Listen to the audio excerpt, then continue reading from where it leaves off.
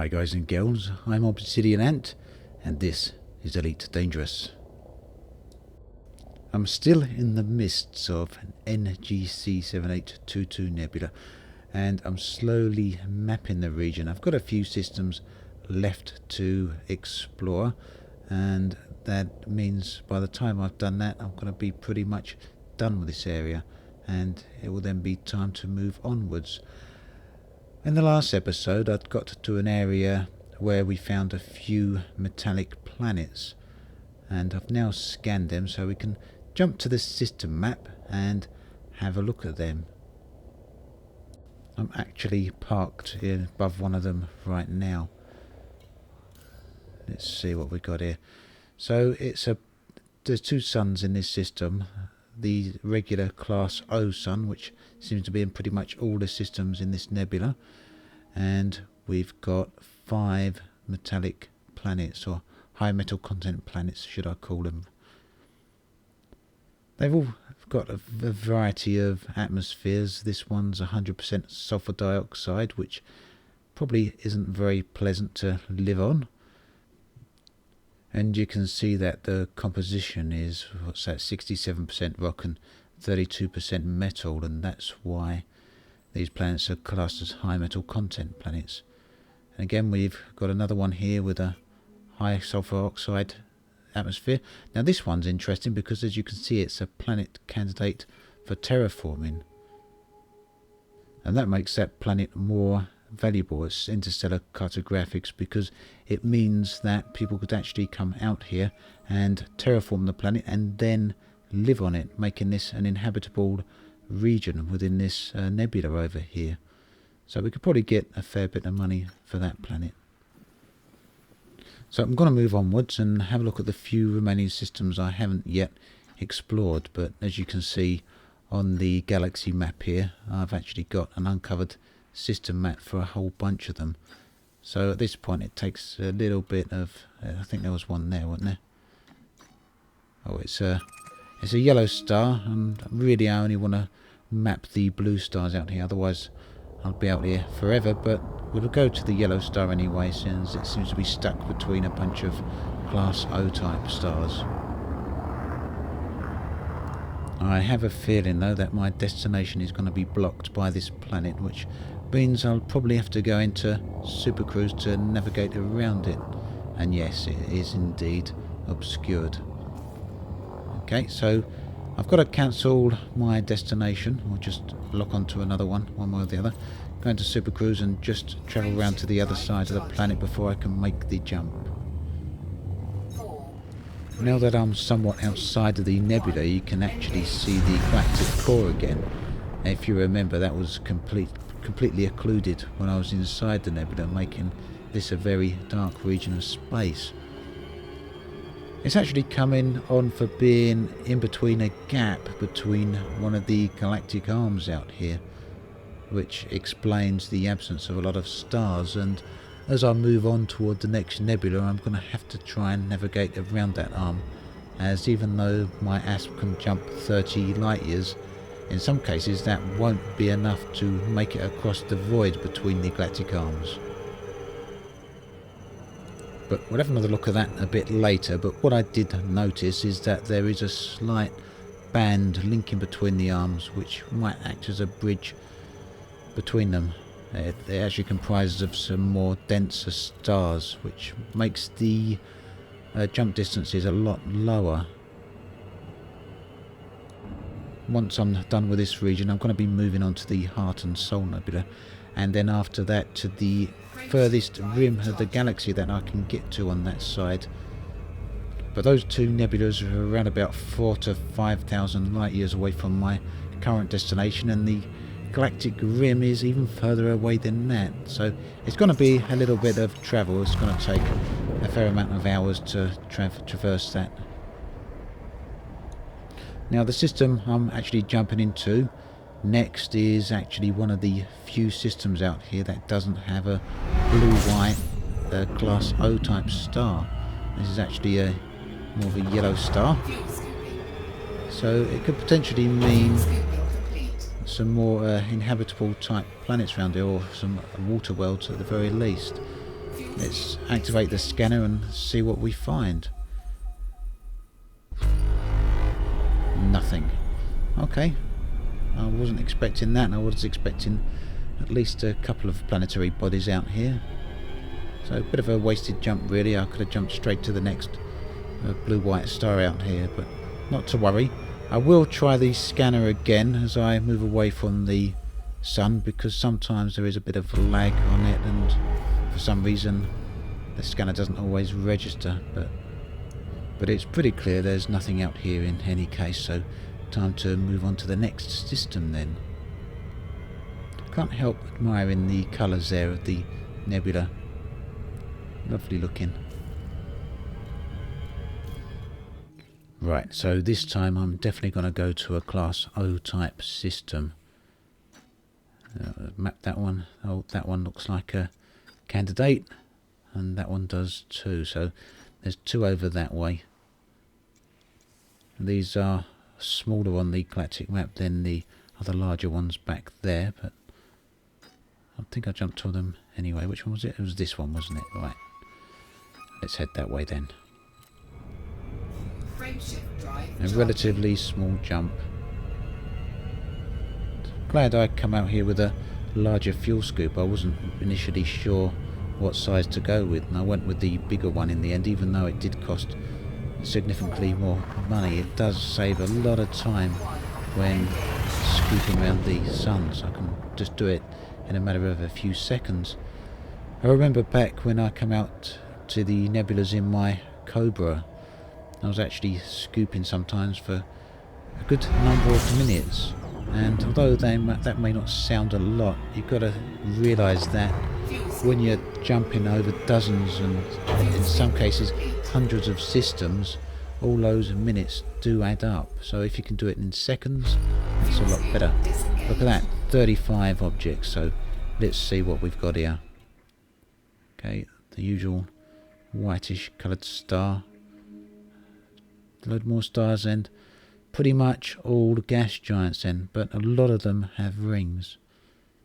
But nothing that's particularly notable or particularly valuable, I guess.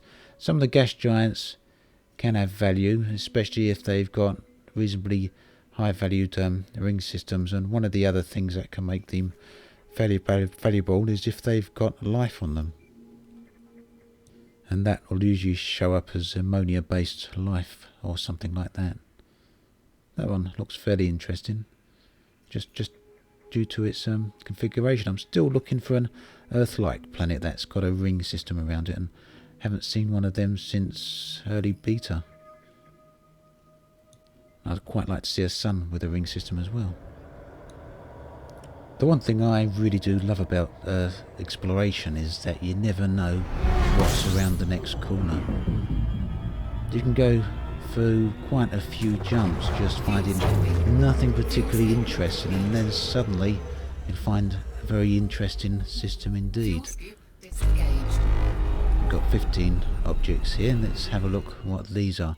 Right, again, this is pretty typical for this region, as you've seen for yourselves by now. A lot of stars of various type, some brown dwarfs and some red dwarfs there, as well as a black hole. In fact, two black holes. How about we go and have a look at them? We did have a brief look at a black hole last time, but that was right inside the nebula, and this is on the outskirts of the nebula, so things may look a little bit different out here. First things first though, I'm going to do a detailed surface scan of this sun here, as that does give me some value for the credits when I do finally get back to civilized space. Do take a little while, these detailed surface scans. I wouldn't mind paying a bit more money for a more expensive detailed surface scanner that actually does the job that bit faster. Maybe an option for the future, as all the other modules do certainly seem to come in various specifications. So this black hole seems to be quite close to the sun, doesn't it? Although it does depend on the size of the black hole itself. This one might be fairly minuscule. I haven't actually yet seen any large black holes. I've heard there are some big ones out there to be found, but I haven't seen one for myself. All the ones I have seen are generally fairly small, and I think I'm going a little bit too fast here. So we may get a glimpse of it as I pass. Nope, I'm going to try and slow down. Put on the air brakes, the space brakes. Let's get round and try and get a bit of a closer look then. Now what I'm looking forward to trying here is that this time I can actually see the galactic core, which is something I couldn't see before, and I want to see the distortion effect that the black hole causes on that, and I think we can see that just occurring very slightly now on the top edge of the galactic core there. You can see it distorting in a little bit, and there it's becoming a bit more prominent, and it's just starting to mirror around the top end of the black hole now. So at 1.5 light seconds away from the black hole, it's starting to do a detailed surface scan, and again that isn't a particularly large black hole by any means. At this distance we're pretty much the same distance from that black hole is as the Earth is from the Moon, so that gives you an idea of the relative size of that black hole there. Now I've untargeted it because I want to try and have a look at it without the reticule over it. Or I thought I had at least. There we go. And there again you can see the slight distortion field on the edge of the galactic core there in the background. I want to see how close I can get to that, because the distortion field should come a little bit more prominent as we get closer. I've turned off the HUD there for a while. For those of you that don't know how to do that, that is Shift, Alt and G. That disables and enables the HUD.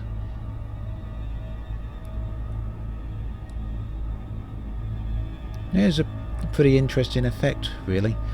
The places I've seen this before has always been inside the nebulas, and the distortion effect isn't that prominent when you're inside there. And other than that, all you've got is stars mirroring around it.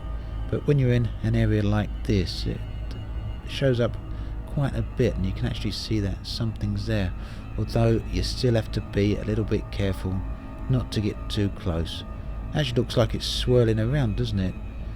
That is most likely due to the fact that I am passing by it, but it could also be that the object itself is rotating. I have noticed that when you look at the scanner on your HUD down to the left, the one that shows up what planet or sun that you've got targeted, when you target a black hole you basically get an untextured sphere.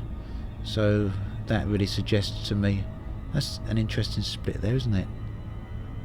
Oh, now you can see the stars on there as I'm getting closer. It is quite a size actually. But yeah, as I was saying, the lack of texture on the object when you target it on your UI actually suggests to me that the black hole isn't complete yet by any means, and that hopefully Frontier plan on doing something else with that rather soon. Now there was another black hole around here somewhere. I want to take a look at that one as well, and there's the black hole I was just mentioning on the target reticule down the left hand corner there, the target radar should I say. It's actually an untextured sphere. Now look at that, this one looks very very close to the sun, doesn't it? I wonder if there's any distortion effects on the sun. That would be nice to see.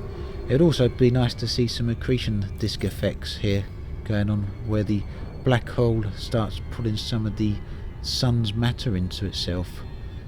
There could be some rather wonderful effects to see. So hopefully all that's coming eventually. I can't see the black hole yet though, so it may be yet another small one. Although at the moment I'm still 50 or 30 light seconds away from it now. I have a feeling that the sun itself is not going to form a part of the distortion effect on the black hole. It's a little bit of a shame, but I would have thought we would start seeing that by now if it was there. And again, I was just about to say it hasn't started doing a detailed surface scan yet, but it's doing that now. So probably a little bit bigger than the previous black hole, but I'd really say there's not that much in it at all. This is the first black hole I've ever seen this close to a sun anyway. I didn't realise they could get anywhere near this close to stars. So basically, because there's nothing behind the black hole from my vantage point, it makes the thing effectively invisible. There's certainly no distortion effect going on there, but I'm going to get in for a closer look and see what happens. Some might say that's an unwise move this close to a sun, but this is a bit too much of a rare event to bypass without taking a closer look. And yeah, there definitely doesn't seem to be any distortion effect on the sun there at all, unless this is actually a completely minuscule black hole. I've got to go a little bit careful here, because black holes for some reason don't have any distance lines on them, so it's very hard to judge where they begin and where they end, and the last thing I want right now is to crash into one of them. Probably a good idea to try and get around to the left hand side of it here, and I might see the distortion effect against the background stars or the nebula or something like that, because I'm not seeing anything against the sun. Still can't see it. Oh no, there is a couple of little stars moving there up close where they're being mirrored from the background there. Still a little bit too hard though to judge my distance to it. Looking quite close though now, so I should, I think, hopefully just be able to squeeze between the black hole here and the sun. I'm going to give it a try anyway. Yeah, now I can see the edge of the black hole there. It would just be brilliant at this point to be able to see the sun's mass being pulled into the black hole. That would be something very spectacular to see. Just keep an eye on my heat there. 92% heat, so it looks like I'm fine. So I'm going to take a little bit of a risk and turn the HUD off for the moment and have another look. Let's switch the orbit lines off though. They were off.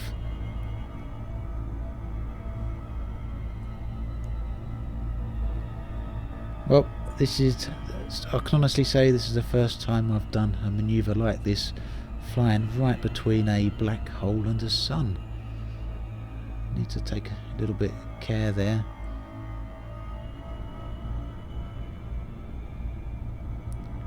Quite an interesting view, certainly with the blue light being cast against my ship here. There's a whole lot of stars being mirrored against it. You can see how they match up against the background there. I'm not heading towards the sun at the moment, so... Oh, that don't sound good. Oh, and I'm having trouble disabling mouse look or head look. Brilliant timing. There we go. I'll get the HUD back up 260%. Oh, I think this could be it. I think we could be finding ourselves back in civilized space very shortly. I'm going to try and get out of supercruise here and use a few heat sinks. Nearly closing on 300% there. Come on, heat sinks, please deploy. Come on. Well, they're obviously out. The heat's dramatically dropping, and there it goes. Oh, that was a relief to see that light passing over there. So yes, it was another dumb manoeuvre. Got a little bit too close to the sun, and or maybe the black hole, or maybe both, and forgot to pay attention to the heat damage. That obviously went up quite fast, didn't it? Nothing massively damaged, so I guess most of that damage is on the hull. I'm down to 69% now, so I can take a bit of hull damage as long as my thrusters and canopy are okay, because neither of those are currently repairable out here. Now the trick is going to be getting out of this situation. As soon as I hit the supercruise key, my heat is going to accelerate dramatically, so I've just launched another heat sink, And you can see how fast my heat is going up there. Hopefully it won't get anywhere near 260% again. Alright, okay. So a sudden drop there on the temperature. No idea why that's happened. That's both strange and lucky and fortunate, I guess.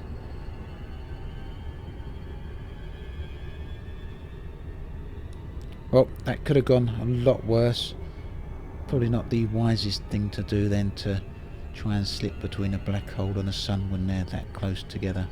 But nevertheless, it's something I can't say I've never tried now, and you've all got to witness it. So anyway, I guess it's time to move onwards then. Let's get away from that black hole, I think. That's enough of them for now. I'm fairly sure this screen used to show the hold percentage right at the top, just above thrusters, but it doesn't seem to be there now for some reason. Unless I'm missing something here. Nope. Unless the 69% over the side there is purely in my hull, although I thought that percentage there was just an average across all my modules. But nope, doesn't seem to be there now. Not to worry, let's have a look where our next destination is then. And no more black holes for the minute, I think. Right, I think we're nearly there with the mapping of this particular nebula then. One more system perhaps to jump to. And I'm going to head there now. Lovely, lovely region, but I'm going to be quite happy to be moving on. As I mentioned earlier, I've had a brief look at the Heart Nebula and the Soul Nebula, and they look like quite interesting areas, although it's quite hard to see actually how many stars are inside those particular nebulas. So I'm going to wait till I get there to have a detailed look like that. But the way there does seem fairly easy as long as I navigate correctly along those galactic arms I mentioned. Let's get a bit of fuel then and scan this system and see what's here. We've got this system, I think this is the last one, there may be one more. They're pretty much my last opportunities to find an Earth-like planet in this area. Still haven't found one, and I suspect it's probably unlikely, and that due to the star type and the number of stars here, and look, more black holes, it's probably very, very unlikely there's going to be an Earth-like anywhere here.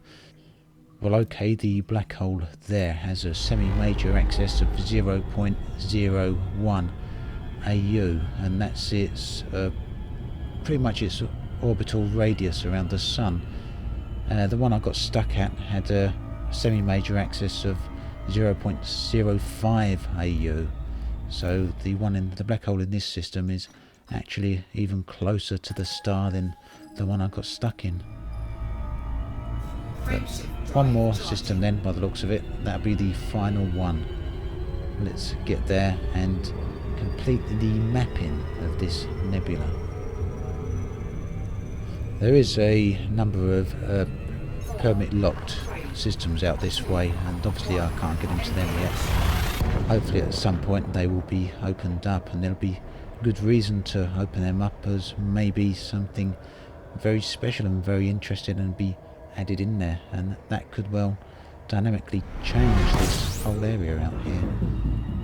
So yet again another what appears to be a class O type of blue-white star, and we're going to do a quick blast of the advanced discovery scanner here, and only two objects, so very small system. Look at that, two pretty large suns with a very tiny planet stuck there at 35 astronomical units on its semi-major axis, so that's quite a long way away. What about 13,000 light seconds. So let's see, it looks like we might be done. Well, we've got them three. Look, we're missing one there. Which one was that? Nope, not that one. No, not that one. Okay. Frameshift drive charging. This is a little bit like one of those puzzles that you do when you think you've got the last and final piece and just turn around and see that there's one more piece remaining. And then you turn around again and there's still one more piece remaining, and you never seem to quite get there. But hopefully this is well and truly it this time. It's been quite a long journey getting along here through the NGC 7822 Nebula, but it's been a very interesting one to say the least, although nearly getting stuck in the black hole wasn't the most spectacular of endings, although it could have been a spectacular ending, I suppose, depending on your point of view on that particular subject. And another one of our favourite friends there, another black hole. So a small little system. Right, let's see what we've got then. Right then, we know all the first bunch of stars there are actually explored already. Those ones are as well. And what I'm just checking here is to make sure that all the blue large class O type stars have been explored.